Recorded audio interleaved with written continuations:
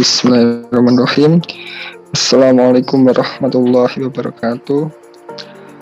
Sebelumnya izinkan kami memperkenalkan diri terlebih dahulu. Kami dari tim Exavolta dari Universitas Pembangunan Nasional Veteran Yogyakarta akan mempresentasikan dari paper yang sudah kita buat dengan judul aplikasi metode geolistrik dalam pengelolaan lingkungan areal tambang batubara, studi kasus pengelolaan air asam tambang, acid mining drainage. Di sini ada anggota tim dari Exavolta sendiri. Yang pertama ada saya, Farhan Muhammad Yusuf, NIM 115180030. Kemudian ada Ferry Kusmawan, NIM 115180007, dan ada Muhammad Aksal Fahri Yahya, NIM 115180019. Selanjutnya di sini ada abstrak gitu ya, dimana kita memiliki tema yaitu terkait dengan batu bara seperti itu. Keadaan realnya begitu ya, batu bara yang ada di Kalimantan sendiri cukup mendominasi kayak gitu, dan karena adanya penambangan batu bara tersebut tentunya memiliki potensi yang berbagai hal kayak gitu. Selain dari sisi ekonomis juga menimbulkan sisi kerusakan lingkungan. Melihat hal itu kami melakukan penelitian tentunya berkaitan dengan pertambangan batu bara untuk mengurangi salah satu dampak lingkungan yang ditimbulkan akibat pertambangan batu bara.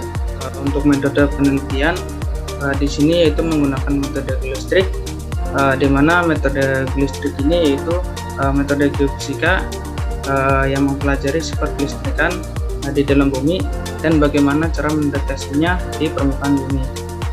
Nah, dalam hal ini meliputi pengukuran potensial, arus, dan medan elektromagnetik yang terjadi, baik secara ilmiah maupun yang diakibatkan dari injeksi ke dalam bumi. Kemudian dalam metode geolistrik ini secara garis besar dibagi menjadi dua, yaitu ada geolistrik yang pasif dan juga geolistrik yang aktif. Nah, selanjutnya di sini menggunakan konfigurasi dipol-dipol, di mana pada prinsipnya konfigurasi dipol-dipol ini yaitu menggunakan 4 buah elektroda yang dipasangkan, di mana ada arus AB dan juga potensial MN. Nah, konfigurasi dipol-dipol ini merupakan potensial yang terletak tidak segaris atau tidak simetris. Nah, untuk gambar satu ini merupakan gambar konfigurasi dari dipol-dipol itu sendiri, di mana ada C1, C2, dan P1, P2 dengan spasi NA, dan untuk P1, P2 dengan spasi A, C1 dan C2 dengan spasi A. Kemudian untuk gambar 2 merupakan rangkaian dari elektroda dari metode geolistrik ini. Next.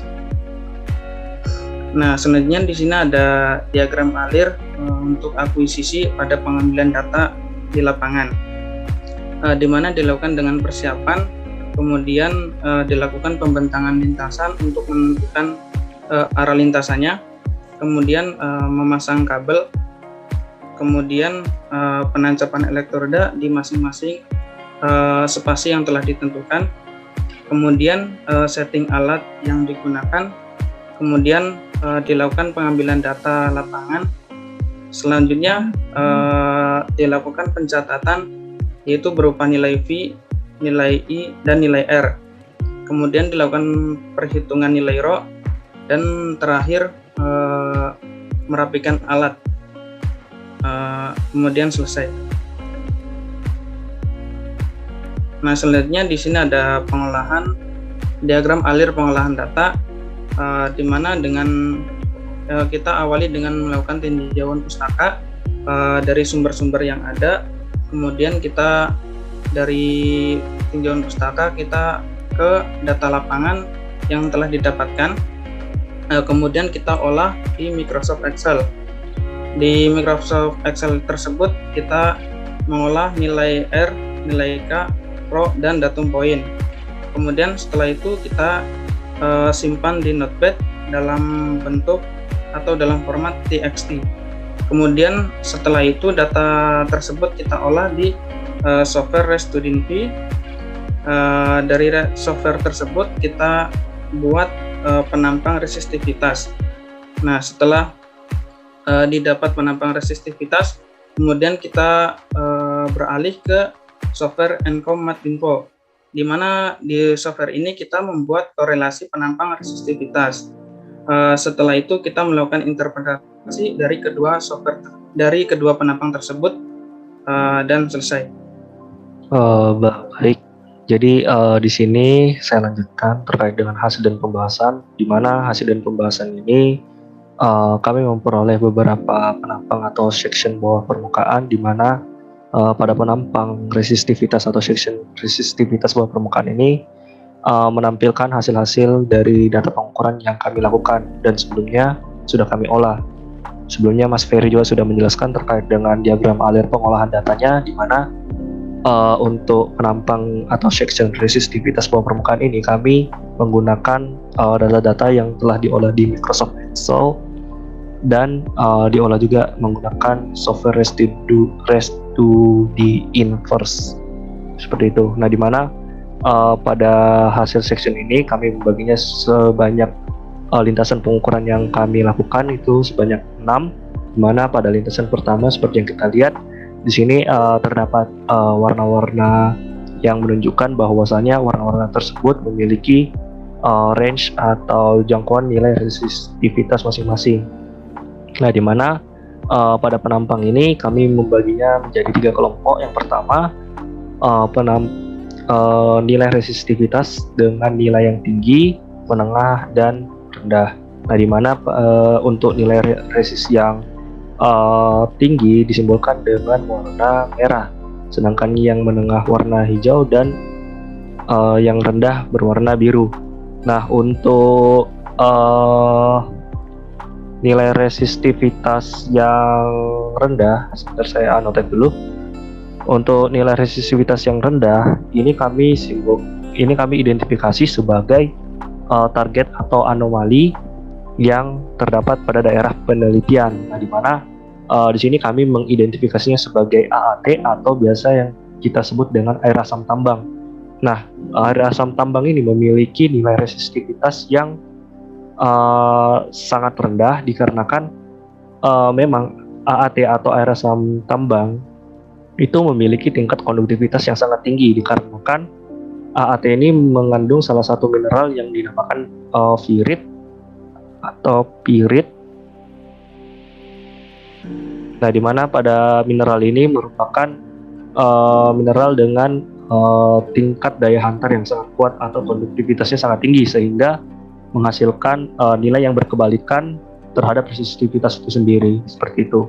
Nah, sedangkan untuk yang nilai resistivitas yang tinggi ini kami interpretasikan atau identifikasikan sebagai litologi atau batuan bawah permukaan yang terdapat di daerah penelitian.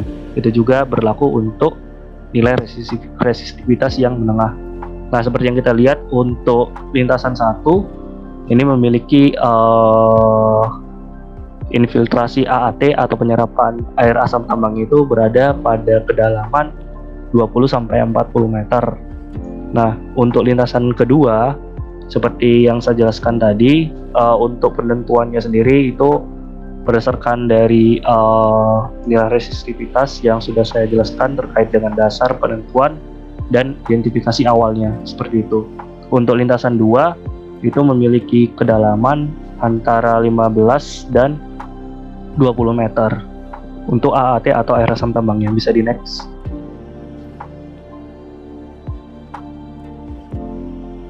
Nah, kemudian untuk lintasan 3 ini sama saja, hanya saja untuk tiap lintasan ini memiliki tingkat infiltrasi air asam tambang itu berbeda-beda.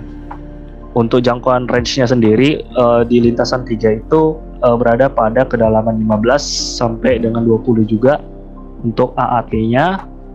Kemudian untuk yang lintasan 4 ini memiliki kedalaman berkisar antara 20 sampai dengan 30 meter di bawah permukaan. Seperti itu, bisa di next. Nah, ini ada lintasan 5 dan 6. Nah, di mana pada lintasan ini kita melakukan identifikasi terkait dengan air asam tambangnya. Untuk lintasan 5 itu berada pada kedalaman 40 meter di bawah permukaan, dan lintasan 6 itu berada pada kedalaman 10, dan ada juga yang berada pada kedalaman 35 meter. Ini kami identifikasikan yang warna biru ini. Sebelumnya untuk tanda panahnya ini ada sedikit keliru di sini. Sebenarnya yang saya tanda hijaukan ini yang untuk AAT-nya atau air asam tambang ya. Seperti itu, bisa di next. Nah, kemudian dari hasil penampangan resistivitas bawah permukaan yang sudah kita olah sebelumnya, selanjutnya kita akan melakukan korelasi penampang dari lintasan pengukuran 1 hingga 6. Nah, ini berfungsi untuk menentukan arah atau kemenerusan infiltrasi yang terjadi pada air asam tambang di daerah penelitian. Nah, dengan mengetahui arah kemenerusannya, kita bisa dapat mengetahui solusi-solusi yang bakal diambil ke depannya untuk mengatasi air asam tambang ini. Nah, seperti yang kita lihat di korelasi penampang lintasan 1 sampai 6 ini memiliki arah utara, relatif ke utara, dan relatif ke timur dan barat juga. Nah, untuk mengetahui arahnya sendiri, kita bisa melihat sumbu yang terdapat pada korelasi ini. Nah, di mana untuk sumbu X sendiri itu diorientasi berada pada arah utara, sedangkan untuk sumbu Y itu berada pada orientasi arah ke barat. Nah, dari asumsi ini atau dari pengetahuan ini atau informasi ini, kita dapat mengetahui arah kemenerusan dari si infiltrasi air asam tambangnya. Seperti yang sudah kita interpretasikan sebelumnya, bahwasanya untuk AAT atau air asam tambang memiliki nilai resistivitas yang sangat rendah, disimbolkan dengan warna biru. Nah, untuk simbol atau nilai resistivitas yang sangat rendah itu memiliki arah kemenerusan yang relatif ke arah timur atau cenderung melawan dari arah Y. Nah, sehingga kita bisa mengambil kesimpulan bahwasanya si infiltrasi ini relatif mengarah ke timur, dan pada korelasi ini juga terdapat juga di arah utara. Artinya si AAT atau air asam tambang ini memiliki jalur infiltrasi atau kemenerusannya ke arah timur dan juga utara. Seperti itu untuk informasi dari korelasinya, sehingga kita dapat menentukan solusi-solusi untuk mengatasi permasalahan dari air asam tambang tersebut. Ya, selanjutnya ini kesimpulan dari hasil penelitian yang telah kita lakukan, di mana didapatkan hasil penelitian ini menunjukkan bahwa AAT atau air asam tambang memiliki tingkat konduktivitas yang sangat tinggi disebabkan adanya kandungan mineral pirit FeS2.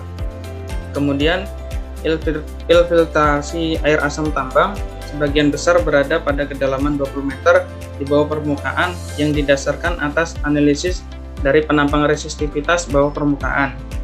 Kemudian yang terakhir, kemenerusan AAT atau air asam tambang memiliki arah orientasi ke arah timur dan utara yang ditinjau dari hasil korelasi penampang resistivitas bawah permukaan dari semua lintasan pengukuran daerah penelitian.